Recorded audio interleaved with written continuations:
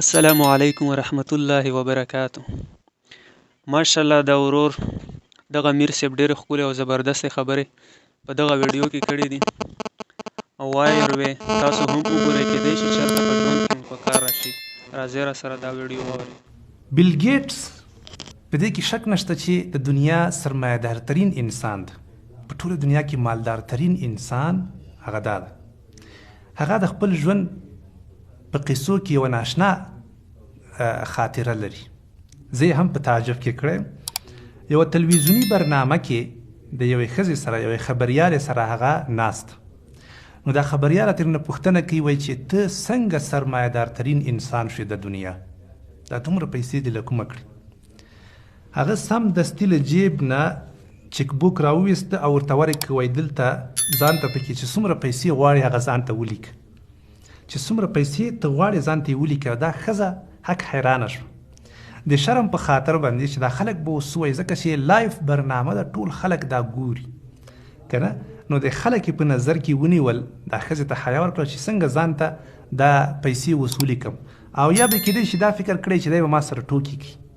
بیل ګیټس ورته وایي چې زه تا ته جدي ډول باندې وایم چې څومره پیسې ته غواړې په دې چک بوک کې ولیکه ځان ته، زه یې درته درکومه. خو هغه وایي چې نه وبخه، دا چک بوک دې بیرته واخله، زه یې نه لیکم د ځان لپاره.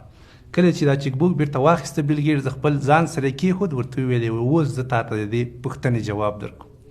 د دې پوښتنې جواب دا ده چې زه چانسونه له لاسه نه ورکوم.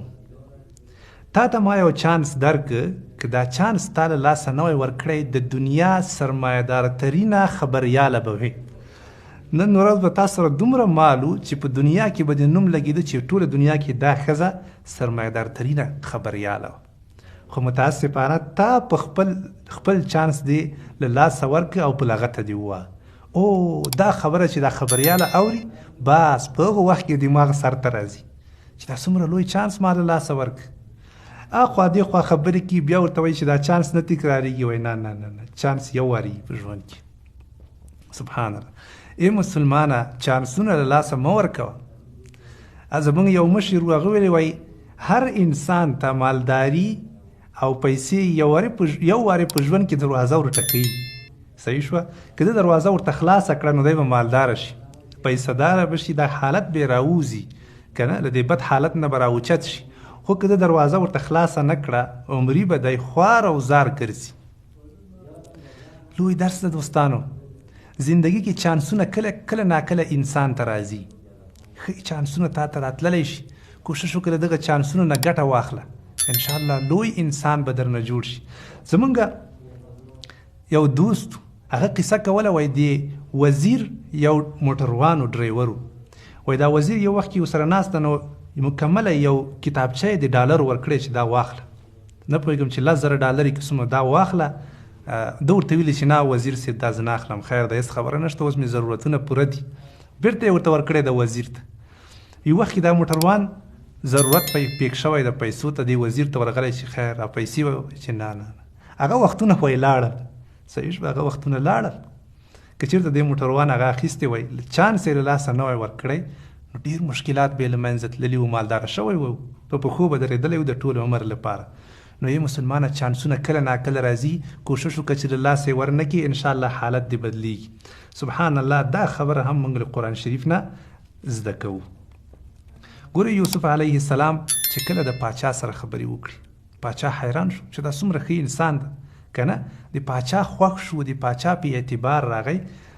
یوسف علیه السلام سم دستي اوس چانس له لاسه نه ورکوي، دومره هوښیار انسان ده. سم دستي پاچا ته پیشنهاد وکړي. قال جعلني على خزائن الارض، ما مقرر که د ځمکو په خزانو باندې. سم دستي ورته آفر وکړه چې دا پوسټ دا ما ته راکه، زه د دې وړتیا لرم، اهلیت لرم، دا ښه پر مخ باندې بولی شم، ما مقرر که. که دا یې نه وی ورته ویلي، کېدای شي یو عادي انسان هلته پاتې شوی وی د پاچا په دربار کې. خو سبحان الله، له دغه چانس نه یوسف علیه السلام ګټه پورته کړه او سم دستي ورته ځان مطرح کړه، آفر یې ورته وکړه، عریضه یې ورته ولیکله.